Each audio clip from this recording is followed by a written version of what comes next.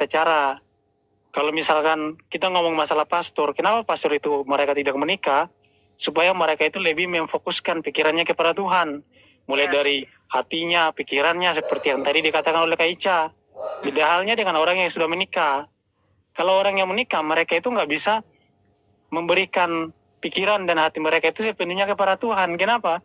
Karena mereka masih harus membagikannya kepada pasangan mereka dan juga kepada anak-anak mereka dan juga kepada rumah tangga mereka. Mereka harus tiap hari mengurus rumah tangganya. Nah, beda halnya dengan orang yang tidak menikah, di mana mereka tidak ada tanggung jawab kepada istri dan juga anak, melainkan mereka hanya fokus kepada Tuhan.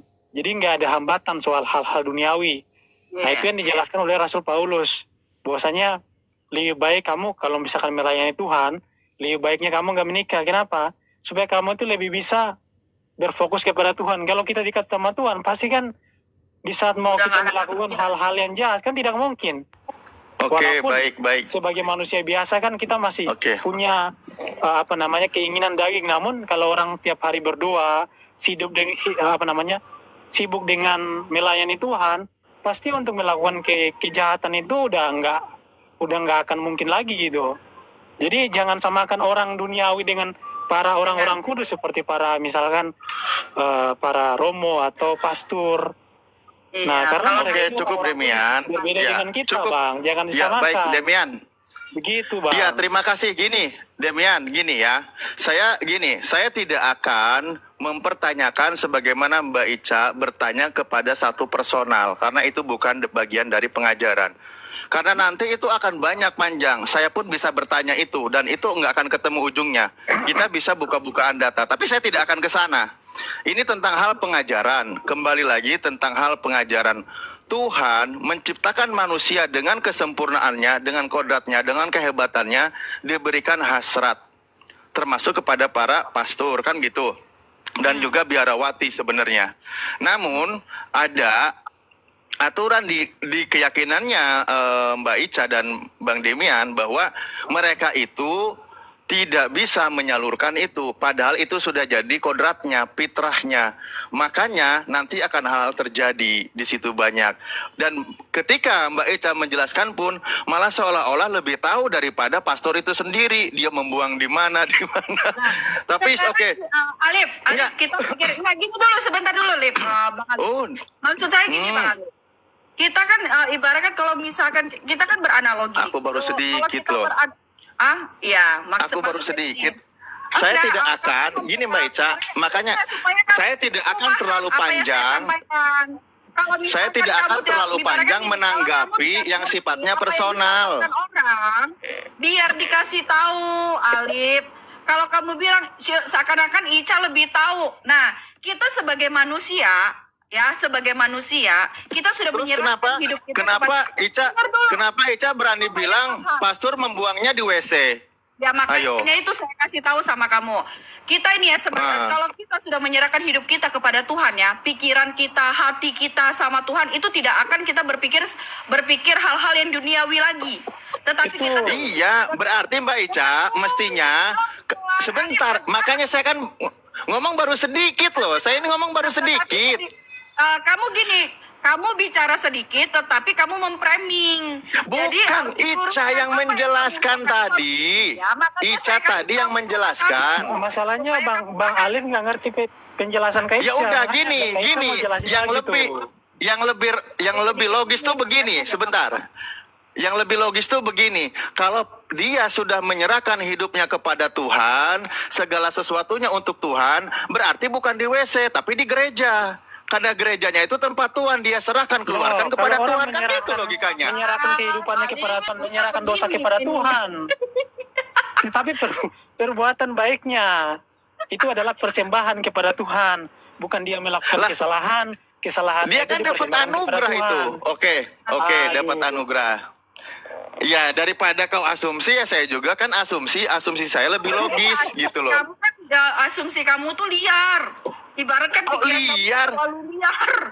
Daripada Mbak Ica emang tahu dia di WC ngeluarin. Gimana sih? Bang Alif. Oke. Bang Alip, Ah, ini Bang Alip. oke. Gini aja Alip, gini aja, Oh, gini aja. biar damai, Kalau biar kamu damai tidak di mau, WC gereja gitu ya. dengerin dulu, Tetap di dengerin WC dulu. tapi Bang Alip WC-nya kan WC enak- gereja gitu. enak diskusinya. Bang Alip dengerin dulu. Kamu Ya, gini kembali aja, ke Bang ayat Alip. lagi makanya. Kamu Makanya tanya kembali ke dulu. ayat aja. Kamu coba tanya sama ini, kamu tanya sama siapa? Si Jumprit. Coba kamu tanya sama sahabat kamu. Teman, Jumprit, waktu kan kamu tuh udah duda udah berapa tahun nih? Udah lama banget. Nah, kamu Jangan tuh, membahas personal. coba kamu Jangan, tanya saya sama- tidak mau membahas dengerin dulu. personal. Dengerin dulu. Jangan, Kamu jangan. tanya- Jangan kamu membahas tanya. personal. Saya tidak setuju. Coba kamu Saya tidak tanya. setuju membahas Iya, personal. Saya tidak setuju. Saya tanya sama kamu, makanya kamu kalau mau dijelaskan biar enak. Coba kamu tanya sama teman kamu, namanya si Jumprit, ya kamu bilang dia itu kan udah bertahun-tahun. Nggak boleh gitu. Itu guru Ya, saya. kan, Itu guru kita- saya. sekarang kita beranalogi, biar analogi kamu nyampe. Iya, Supaya analogi kamu aja, nyampe. Bang Ali. Ya makanya gini saya bilang, Makanya jangan saya membawa kasih tahu, personal. supaya anak- Gini dengerin, analogi Mbak kamu Ica biar dengerin. nyampe. Nah, Karena saya biar tahu nyampe, analogi gini. kamu sudah nyampe, makanya Ingat, saya ingat. jelaskan. Nah, ingat saya sampaikan. Ingat saya sampaikan. Ingat saya sampaikan. Dengerin, dengerin, dengerin. Dengerin, dengerin. Dengerin. Nah, dengerin, dengerin. Dengerin. Dengerin, di dalam Islam saya tidak mau membahas personal, tetapi di dalam Islam ketika seorang pemuda, ketika seorang laki-laki, beranalogi liar. loh, Saya sudah bukan liar, memberitahukan kamu, Mbak tetapi Ica kamu sendiri beranalogi tadi yang liar. beranalogi liar, Mbak Ica sendiri. Analogi liar, ya makanya Mbak saya kasih Ica tahu, sendiri. kamu bilang apa? Nah. Berarti Romo itu buangnya di gereja, itu udah analogi liar. Nah, Lah, kalau supaya di gereja ada kamu WC apa yang kenapa? saya maksud, Ya udah, supaya kita kamu- nggak usah bahas gitu-gituan lah, enggak. Ini Ya enggak, makanya ini, enggak saya baik, bilang enggak baik. tadi, Ini kita saya buka bilang topik aja, tadi, buka topik. saya bilang tadi. Nah, sekarang begini, kita kembali ya. Inilah yang kumaksudkan, yaitu waktu telah singkat. Karena itu dalam waktu yang masih sisa ini, orang-orang yang beristri harus berlaku seolah-olah mereka tidak beristri. Nah, di dalam ajaranmu, seorang laki-laki yang sudah beristri harus berlaku seolah-olah dia tidak beristri. Bagaimana kalau seorang sudah beristri berlaku bersikap seolah-olah tidak beristri? Berarti dia bebas dong. Oke, bentar Bang Boleh Alip. nikah lagi juga. Iya, bentar dulu Bang Alip, sedikit ya. Minta tolong sedikit aja. Aku sekarang ngerti Ya. maksud Bang Alip. Ya, tolong di mute Bang Alip. Sebentar aja. Minta tolong nih ya. Aku ngerti sekarang apa yang diiniin Bang Alip. Kenapa Bang Alip itu menyatakan bahwa berarti dibuangnya di gereja. Ternyata Bang Alip ini pemahaman dia itu bahwa Romo-Romo tuh tinggalnya di gereja. Nah, hanya di gereja aja. Nah, oke, saya akan kasih tahu Bang Alip. Romo, kenapa saya tahu ya? Saya dulu kan pelayanan. Waktu saya Katolik, saya Gak juga usah pelayanan. diperpanjang. Dengar dulu. Gak usah Apa, supaya orang diperpanjang. Ayo, kamu diam dulu. Ini si Alip mah, ini. Nah, sabar Bang Alip. Gak usah takut, jangan. Jadi ya. Kok saya udah di mute, kok dibukain mic-nya gimana sih? Astaga, jangan ini dulu, sebentar dulu. Kalau gereja itu tempat ibadah ya teman-teman ya. Romo dan suster ya itu ada mesnya ya. Mereka tuh mempunyai tempat sendiri ya, kamar sendiri ya. Bukan mereka tuh tinggalnya di gereja ya. Kalau gereja itu tempat ibadah.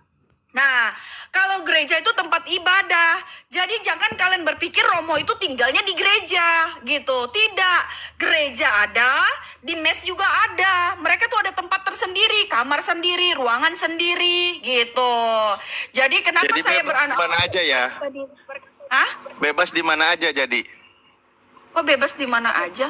Oh, nggak nyambung bener. Kan tadi ada di mes, ada di roomnya, ya berarti bebas di. Nggak nyambung Demian. Oh, pantas nggak apa-apa Bang, silakan deh. Nggak nyambung deh, nggak bisa.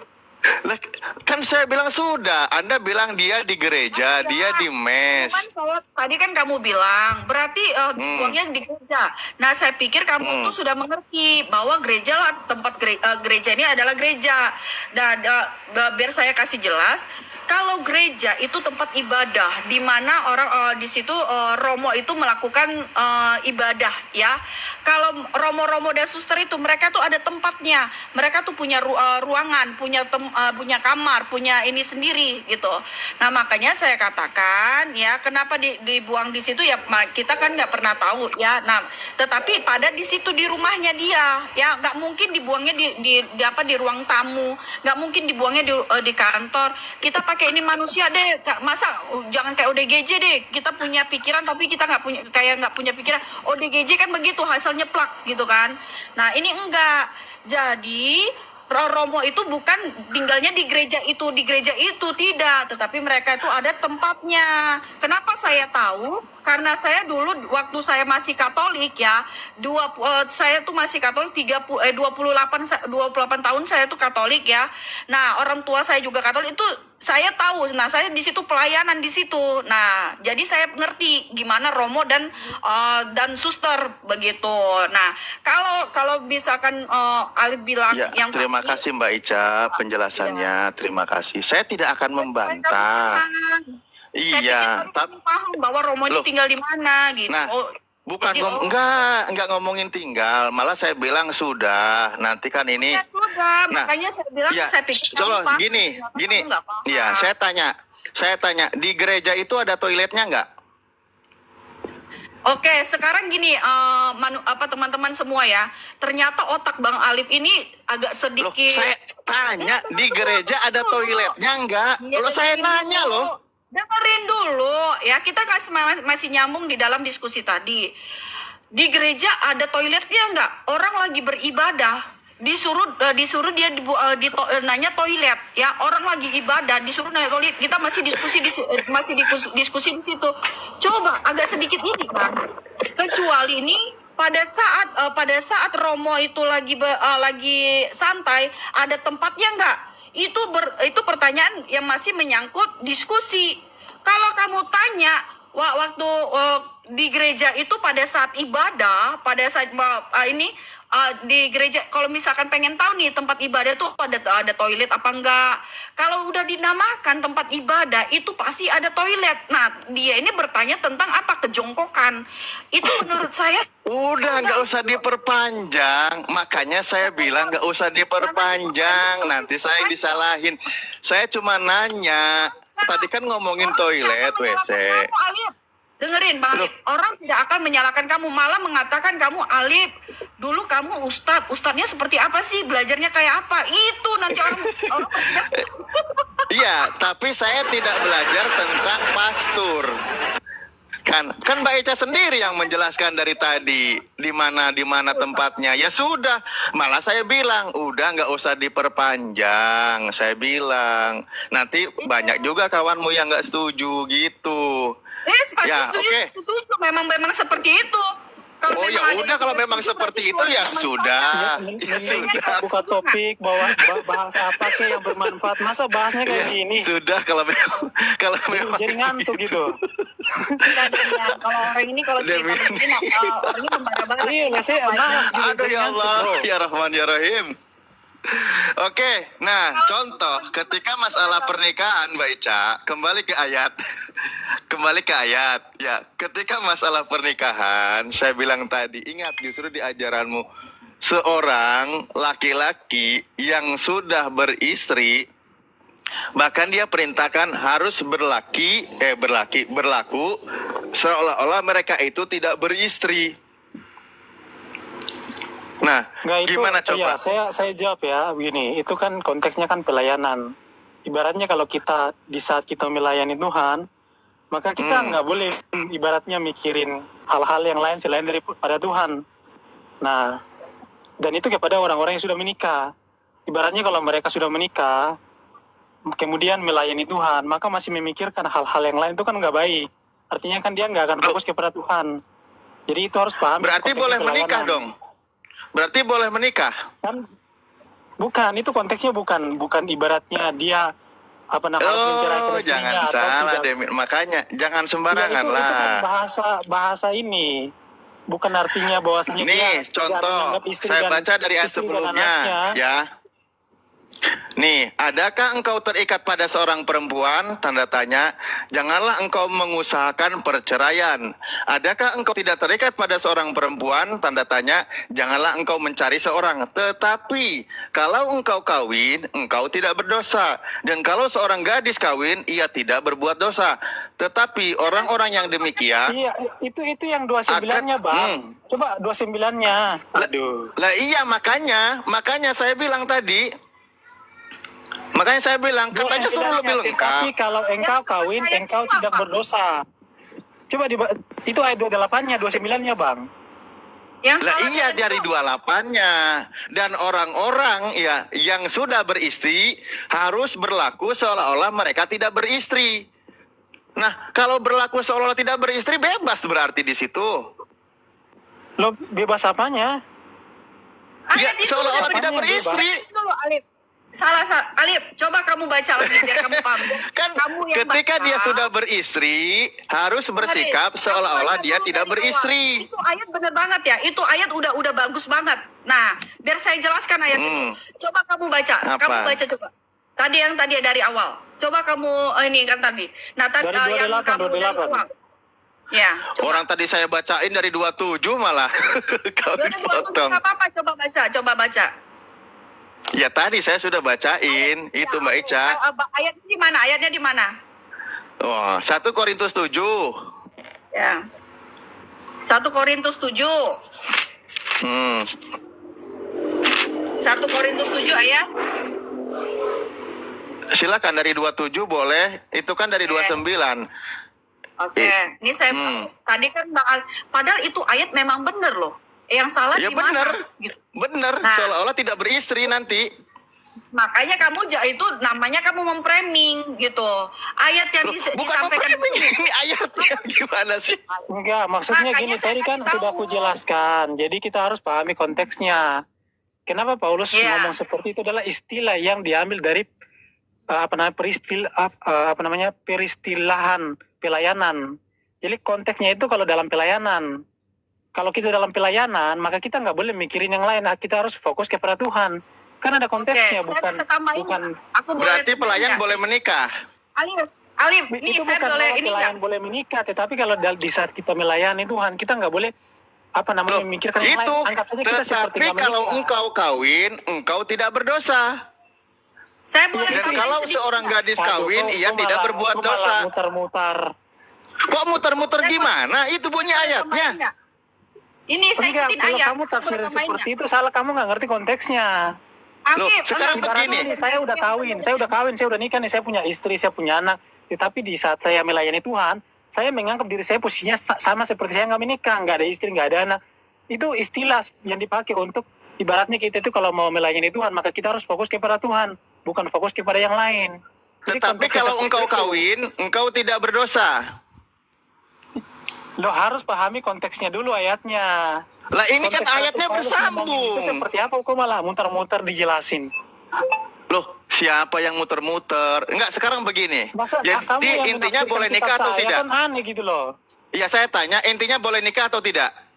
Di situ bukan masalah boleh menikah atau enggak. Di situ ngomong kalau ibaratnya ada orang yang sudah menikah nih. Di saat dia melayani, dia anggap sih dirinya seperti nggak menikah. Supaya dia fokus sama Tuhan. Itu sih buat istilah gitu loh. Bukan artinya bahwasanya dia harus menikah lagi atau yang lain. Itu tafsiran yang ngawur gitu. Tetapi tetapi kalau engkau kawin, ini kawin ini menikah atau dia berbuat engkau tidak berdosa. Dan kalau seorang gadis kawin, tanda kutip wik gitu kali ya, ia tidak berbuat dosa. Tetapi orang-orang Di situ demikian, kalau konteks Islam itu menikah bro, bukan hubungan ini. Aduh, kok kacau sekali. ya Jadi sudah, kalau- makanya kalau saya Kristen, tanya kita nggak pakai tadi. kita Loh, nggak pakai kata nikah, kita pakainya kata kawin, tapi maknanya sama. oke, kata Kalau Islam kawin. bilangnya nikah. Berarti kalau gitu, pelayan Tuhan boleh kawin. Loh bukan, kok malah nggak nyambung nih orang. Nah ini ayatnya, tetapi kalau engkau kawin, berarti boleh dong. Tetapi kalau engkau kawin, kemudian lanjut ayatnya, Engkau tidak berdosa. terus Dan kalau seorang gadis kawin, ia tidak berbuat dosa. itu 28, 29 yang tadi kamu tanya. Lah iya, berarti boleh dong. Loh, yang tadi ditanyakan 29, gue malah baca 28. Gimana sih? Lah, Bro. Gak ada yang salah loh, Alif. loh iya makanya ini lagi saya tanya. Berarti boleh menikah dan istrinya boleh dianggap tidak beristri. Mau ngotot-ngototan, tidak mau mendengarkan. Demian minta Kok tolong. ngotot-ngototan sih? Oke, Alif, sedikit Alif ya, saya jelasin ya. Kan di sini dikatakan, kan ditanya, apakah engkau terikat pada seorang perempuan? Di sini ditanya, apakah engkau terikat pada seorang perempuan? Janganlah engkau mengusahakan perceraian. Kalau misalkan ibaratkan begini, kita ambil supaya Alif mengerti ya. Kalau Demian sudah menikah, janganlah engkau mengusahakan perceraian. Demian jangan mengusahakan perceraian.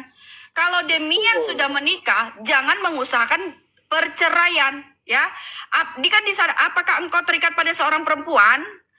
Janganlah engkau apabila Demian sudah menikah, kalau Demian sudah mempunyai istri, jangan dia mencari lagi wanita lain. Iya, jangan berpoligami gitu. Ini ayat ini bagus banget dan jelas banget gitu loh. Nah, apakah engkau tidak dengar dulu Berarti supaya paham, bentar dulu sedikit lagi supaya silakan. Ini sesuai ayat ya. Ini sesuai ayat. Apakah engkau tidak terikat pada seorang perempuan? Janganlah engkau mencari seorang, ya. Janganlah Demian mencari wanita lain kalau dia sudah terikat pada seorang perempuan, ya. Nah, janganlah engkau mencari seorang. Namun kalau engkau kawin, engkau tidak berdosa. Kalau Demian sudah menikah dengan istrinya, itu tidak berdosa. Tetapi kalau dia sudah menikah dan dia punya istri lain, itu namanya berdosa, ya. Namun kalau engkau kawin, engkau tidak berdosa. Demikian pula kalau seorang gadis kawin, ia tidak berbuat dosa. Nah, kalau wanita ibaratkan saya menikah dengan dengan seorang pria, itu tidak berdosa. Ini ayat bagus banget. Yang salah. Berarti boleh toh? Berarti boleh menikah kan? Pelayan Tuhan boleh menikah. Pelayan Tuhan boleh menikah. Iya. Nah ini. Dan kalau seorang gadis kawin, ia tidak berbuat dosa. Enggak, gini Alif. Kamu bertanya di luar dari firman Tuhan. Oke, saya akan jawab. Loh ini gini. Dibaca aja dari ayat 1 dan 2-nya Kak Ica. Dibaca dari 1 dan 2-nya. Panjang kali. Ayat ini sudah benar. Kalau si Demian dibaca ayat 1 sampai 2-nya Kak Ica. Iya, enggak udah ini. Tetapi kalau dengar dulu Alif. Nah di sini kan dikatakan hidup. Di sini kan ada dikatakan ya itu Katolik dan Protestan, ya. Katolik dan Protestan. Kalau Katolik dia sudah melayani, dia sudah memberikan hati dan pikirannya kepada Tuhan, dia tidak akan mau menikah, ya. Itu perbedaan, kita mengambil perbedaan konteks di dalam ayat ini dan pertanyaan dari Bang Alif, ya. Di dalam konteks kekristenan Katolik, Romo dan suster itu dia sudah memberikan pikiran hatinya kepada Tuhan dan ingin melayani Tuhan, ya. Ingin melayani Tuhan artinya itu ingin memberitakan firman Tuhan dan memberikan pengajaran kepada murid-muridnya. Ya, siapa itu? Umatnya yang beribadah. Nah, tetapi kalau konteks di dalam pelayanan kekristenan Protestan, ya, makanya dikatakan Kristen Protestan, ya, Bang Alif, ya. Nah, itu dia dikatakan bisa menikah. Dia pelayanan itu dia bisa menikah. Nah, jadi Bang